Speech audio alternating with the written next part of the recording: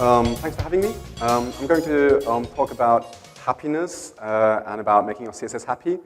And give me a few minutes to tell you what I mean with that. I'm a bit unsure about my audience today. I had very, very detailed questions around lunch. So I've tried to not dive too much into the details, but also I don't want to make it boring. So do give me feedback early enough. Your CSS.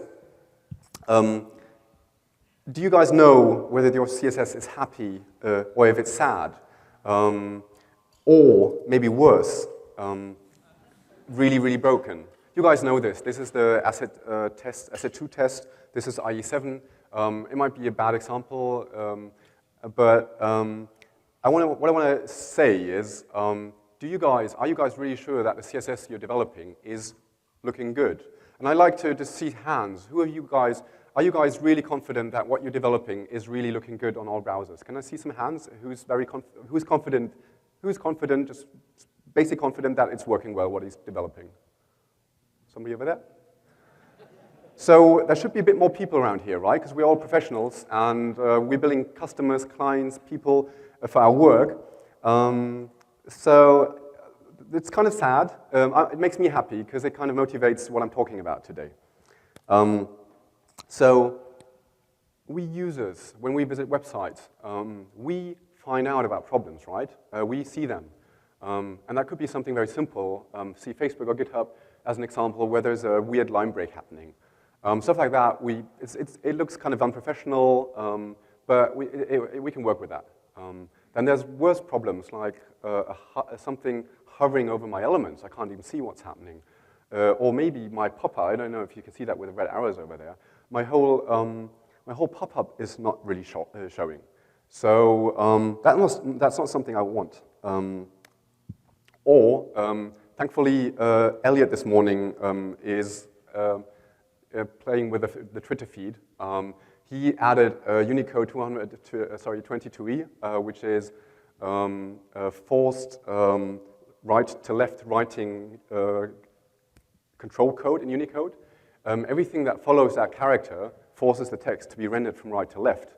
Sounds stupid, but if you write Arabic, for example, which is a writing system written from right to left, this is a useful function. Where if you put it into your username, so Elliot Cable's username is that Unicode character plus the string, then everything behind that is in the wrong order. So you see Elliot Cable and CSSConf retweeted you, just wrong direction. So I say, do they really want to have that? I think Twitter should fix their problem. I think that's a problem, and they might not even be aware of that. So, and to tell you one story of my past, I've been on teams where I kind of inherited the front-end role. I don't believe in roles. I think people should have multiple abilities. But in some teams, they were like old-school developers. You're going to just be the front-end guy. Well, old-school developers are good. They have all their testing tools. They know what they're doing. On the team I went on, I had to do the CSS and the HTML, and it kept breaking all the time. And nobody found out. It took some time. It was not. I don't believe it was because I was bad. It was just I didn't have the tools for the job to make sure that stuff I developed was still working 2 weeks later when somebody else changed something. So I think what's kind of missing is a safety net. I hope I kind of motivated why we need something like that. I showed you a few examples where it breaks. This was my revelation after a few weeks on the job. It's like, I don't have a safety net. All my other developers have a safety net. If they write Java, they have tools. And basically, CSS exists since forever, and we so far, don't really know how to test it. Talking a bit about being professional. It's a bit loaded term. What I want to say is, I think all people sitting here, you guys want to give maximum, you want to do the best and give the best quality to your clients and customers. But CSS is getting much more complex by the year. We're adding more features, luckily. We're very happy for colors and HSV and stuff. But it's getting more complex. We now have responsive design. That means that mobile phone, that tab, that computer. The pages are getting larger and smarter and nicer, more devices and multiple browsers. I don't know how you guys do that, but if you change something, do you guys visit all the 20 devices that it should look good on? Possibly not. And even if, it might break any time, and you won't possibly recheck every time. Testing. Testing is a solution to that problem. Software developers have had tooling for a long time. I'm kind of sorry, I'm very bad at sketching. My handwriting is awful. But what I want to show here is a very example web stack. Maybe you guys have something similar. There is a UI on top. It's written in CSS, HTML. There's some JavaScript that does something, that rearranges the DOM, does something. And there's then client logic below that does some business logic, maybe still in the browser. There's server logic, maybe written in Node.js. And for the more sophisticated websites, there might be an Nginx server sitting below and a MongoDB database or whatever. We want to test that. If you're sitting on a team with 120 developers and you need to release frequently and you have a million visitors per day, and I'm working on a big e-shop in Hamburg. They make a massive amount of money every day. If something breaks, you can see we have all those graphs, and suddenly you deploy, you go live, and suddenly the order drops, and management comes in and says, we're losing money by the minute. That's why we as developers, we're using the tools. So there's Selenium as an example. Can I see hands who is using Selenium or knows what this is? Okay, that's a fair number. So Selenium is basically just a browser tool for the ones who haven't heard. Just a tool that takes a browser and clicks through things and allowed to formulate assertions. Other ways of doing it is writing small granular unit tests. What I finally found out was there's nothing, I believe there's nothing that really helps me with exactly that thing, CSS and HTML. I could start writing Selenium tests that make sure that the color of that button is blue, but if you guys have, the guys who are here who have written Selenium, I can't say anything bad about it because it was kind of started by my company that I work for, but it's an awful tool to write very fine granular things. It's more for functional aspects, for what the user wants, for the user journey you want to test. There is no tools for that. Why am I telling you all this? Because there is a way. Since 1-2 years ago, there were a few people starting to look into that problem. We now realize slowly that there is a problem that needs fixing, and there are some solutions to that. And to motivate how such a solution could look like, I want to show you a tool. Start with one and maybe give you a short overview what else is out there on the market. I hope by now that you guys kind of agree with me that yes, it is bad, I want to know what's going on, and if I break something accidentally, I want to find out about it. So, simple demo. That's a button. It's a button, I styled it. It's just a black border, 1 pixel. It has some width, a bigger text. That's just my HTML and CSS I want to test. This is a very simple CSS testing solution. I'm going to talk about it later on a bit more. I want to describe what you see here. This is the button that you've seen before, rendered. That's a screenshot. It's yellow because it says this test is still not defined. Basically, I have a rendered screenshot. What I now need to say, for that tool to work, to do its job, I need to say, this is the image that I want to keep. So the tool works in such a way that you take a screenshot and you fix it. You say, this screenshot is the target. I want to keep that, and if it breaks, do tell me. This is what I'm going to do. So I'm just going to click that green button here, and I just now set that image to be the true image. And if it changes, do tell me. If I reload the page, I don't know if you guys know Jasmine, a testing tool. It's kind of inspired by Jasmine, where you just open the browser and rerun the test. So there you go. That's a very easy trick, right? I just clicked a button, now it's green. I'm not sure whether you guys believe me. So I can break that test. So I can rerun this, it's going to be green. Sorry to the cameraman who now has to refocus for me. It's just going to be very short. Oops. I keep using Shift for that, but it doesn't work in Sublime. Yeah, do one job. Anyway, so I'm going to change the border from, please don't laugh at my CSS. I'm really bad at CSS. That's why my slides are all in white and black. So I'm going to change that to yellow. Autosave enabled. I'm going to rerun the test. I'm pressing Command R. There you go. The tool finds out that something has changed. What it does, it gives me a diff image. That's one way of rendering. There are other ways, but it just gives me a black canvas and says, that's the area that has changed. Anything that's not black has changed. And if you see here, the current page is yellow, the border is yellow. That one is black. So this tool helps me to quickly find out when something changes. I think that's a start.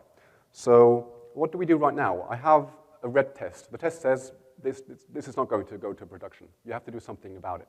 So let's say the yellow border was not intended. I'm going to just revert my change. There you go, screen again. So this tool now allows me to be notified whenever something changes. The test can't tell you whether it's good or bad. It just says, something changed. Can you please have some manual intervention here and tell me how I should proceed? So let's do an intentional change. Let's say the background color, for example. So if I'm going to go to yellow here, sorry for the audio, I think around here it's a bit too loud. I'm trying to be a bit careful. There you go. I changed the background from white to yellow. The color blue stems from, there is a math.apps calculation, and it just, blue is just the difference between white and yellow, apparently. So let's say the yellow is the improved design. That's version 2. And I was told, me as a developer, I was told to please make it yellow. So I need to tell the tool, there you go, accept this, re-render, and we're good to go. And if I hover over this, you can see it now has the yellow button. So that is a very, very simple tool and a very simple way of giving you kind of a safety net. And I hope that is very, very clear right now. The screenshot is a very simple way to tap into my CSS. It's not just CSS, there's HTML involved. It gets more complicated when there's JavaScript involved, but that's doable. But it gives me a way of tracking changes. Now, I'm so lucky that I'm not the first talk, doing the first talk today, because the first one by Nicole was very interesting to me. She described working on a project where they needed to change the UI. Nobody trusted the existing implementation. Nobody felt they were up for the job. And I had similar experiences, although not in that big range.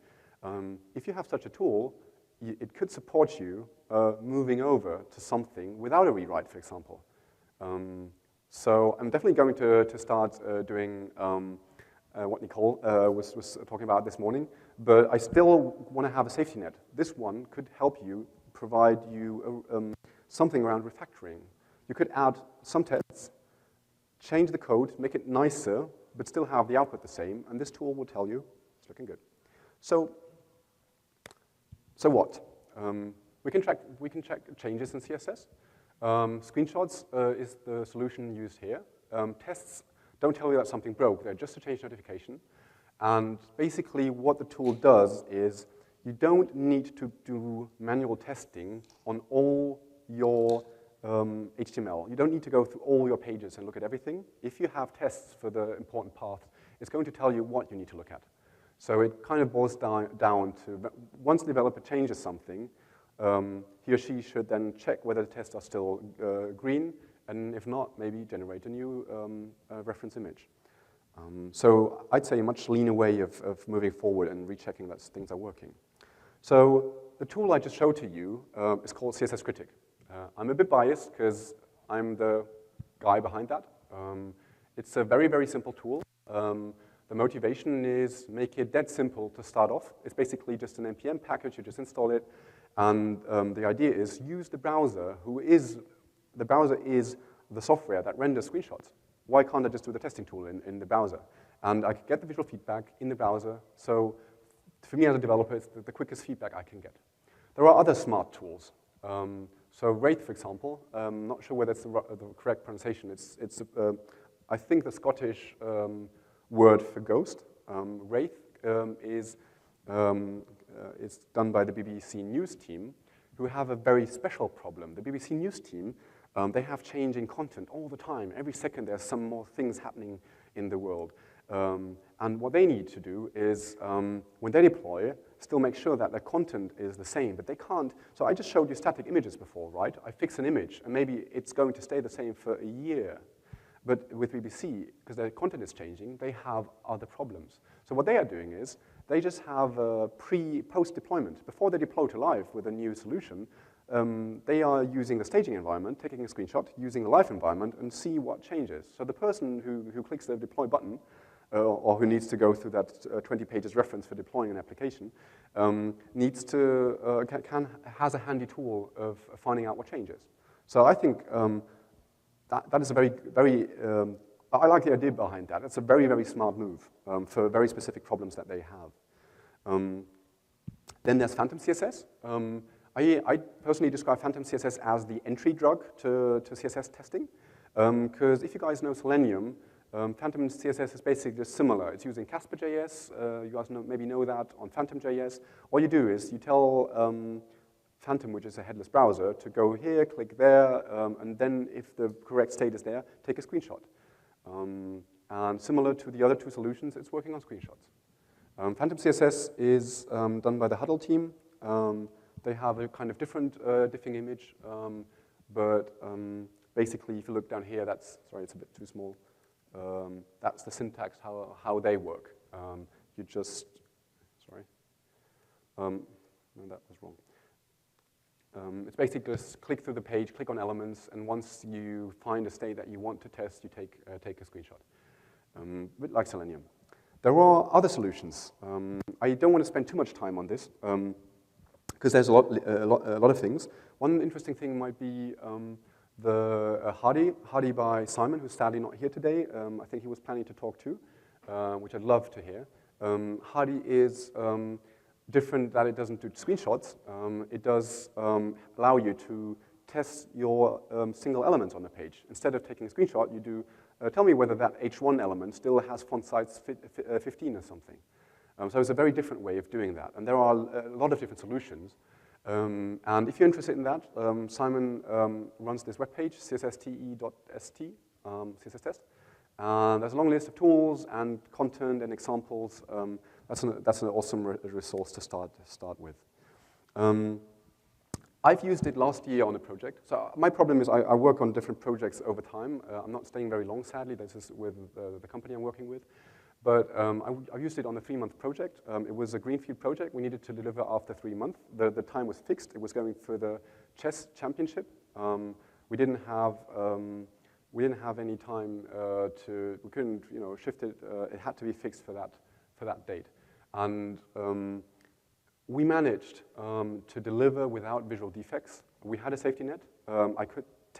Every commit was tested, and you could quickly see whether something changed. And it worked pretty well for me and the team. What was interesting for me, you can drive out your UI tests through that. I don't know if you guys, I had to work on a shopping basket, which was very complex. You had to add elements to the shopping basket. So whenever I needed to touch the shopping basket and change the shopping basket, there was like, I first have to put 10 articles to find that edge case where there's 10 articles, and there needs to be some button that says more or something. That was very awful to set up all the time. I don't know how you guys deal with that problem.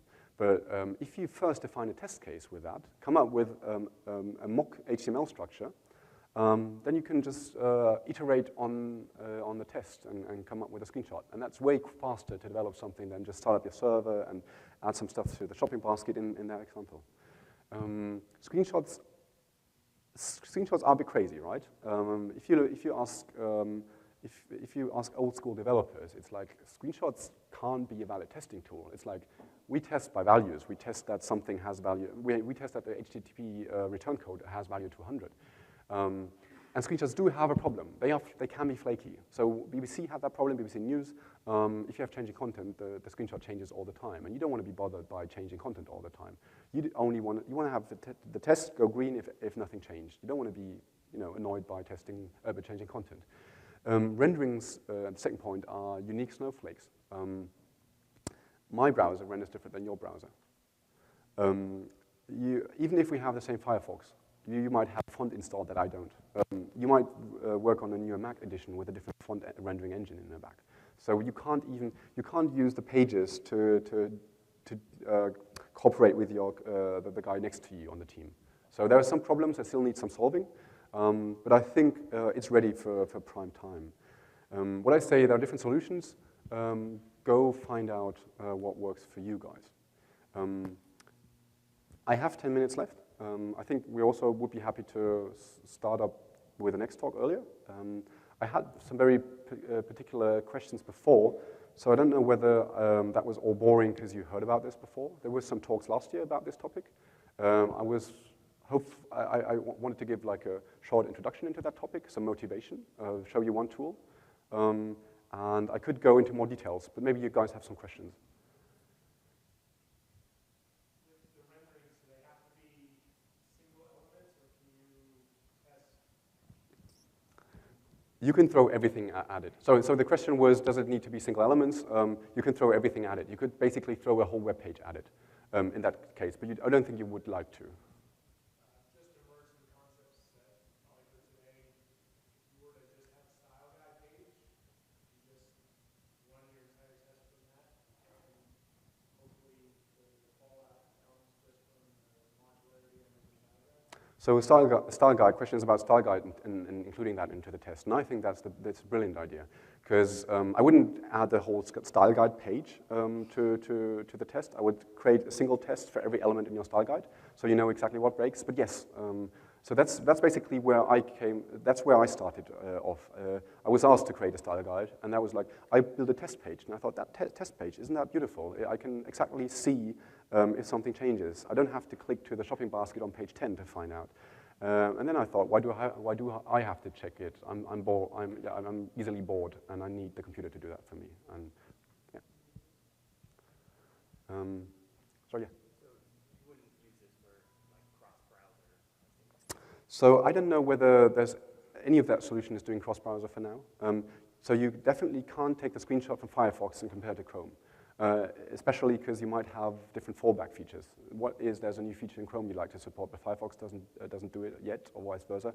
The renderings are going to be difficult. And as I said, they're snowflakes, so there is a problem with that. And I don't think any of those tools tackle that, but then I have limited knowledge about that. But I think that's definitely something you could go into in the future, and it's something we should tackle, because I think that's one of our major pain points. I would even say that my software sometimes goes live without somebody checking that in IE9. You had a question? Sorry, Mark. Fine. You said you did have it automated, like you said it's checks on every commit right now? Yes, so so I just gave you, what I just showed you was the tool I'm developing, which is that one. To give you an idea how that would look like, I don't know if you guys know the To-Do MVC application, which is an awesome application, demo application to test different MVC tools for JavaScript. This is my vision of how I would test the UI for that. And to answer your question, what I had was, we have, with the project I was on, we had 3 big build monitors on the wall. We didn't even know what to show on those monitors. So what I did was just open a browser like that, put it on that monitor, and every time a test failed, I logged in by X session and clicked or something like that. It's still kind of not the goal where I'd like to go, but it's something that was useful. And if you have a monitor, if you have UI tests which are inherently visual, it's good to have a monitor to show you what changed. Unlike having some weird output saying like, your screenshot does not look the same anymore, because that's the only other option that you have. And so just to show you some examples, I'm a huge fan, and that's maybe a bit more details that I was asked about around lunch. There are a lot of other tools. For example, I didn't talk about, I think it's called Depicted, which is just the proper pronunciation for DXDDP, whatever. And it's using it uses an algorithm to find out whether it renders differently from a human perspective. What I'm trying to solve is pixel by pixel comparison. What I want to do is, you might call that crazy, but I want to have the test complain when one single pixel changes one hue step. There's a very easy answer to that. This rendering here is 800 times 600 pixel. If somebody asks me to underline the last line, this is 200 pixels and max. 200 pixels times 1 pixel is 200 pixels square. area. 200 pixels in an 800, 600 pixel image is nothing. It's not even 1%. So if I have an algorithm that kind of is fuzzy, and most of the other tools are doing fuzzy comparison, because you guys know, anti-aliasing, the pages look different all the time. So I'm going, that's my personal pet peeve, I'm going for pixel perfect comparisons, and if there are problems around that with flaky tests, I'm going to find a different way of solving that. Sorry, did I answer your question? Are you already working with Travis CI team to put this on their servers? So a question about Travis CI, the problem I haven't solved is the command line, and that's something that needs solving. But that's the way I'm doing it. It takes much more time. Phantom CSS, and that's the benefit of that, is I think you can do it, add it to Travis. I'm talking to a guy who's implementing Phantom CSS on the project. I have 5 minutes left, I think. The problem with Phantom CSS is, again, the snowflakes. I tried it. I have a Mac computer. I tried to check in a build on a Linux server. Yeah, that didn't work well. There was same browser, same version, but the browsers depend on the font rendering engine of the system below. So good question, sadly no, so far. It's slightly related to that. What are you using to generate screenshots? Is it Phantom? So Phantom CSS is using Phantom. If you want to know what I'm doing, come to my talk on Friday. I lost a year implementing that in the browser. The browser is not very happy with you rendering other pages inside the browser. But there is a way. If you guys are interested, I can go on forever. Thanks a lot.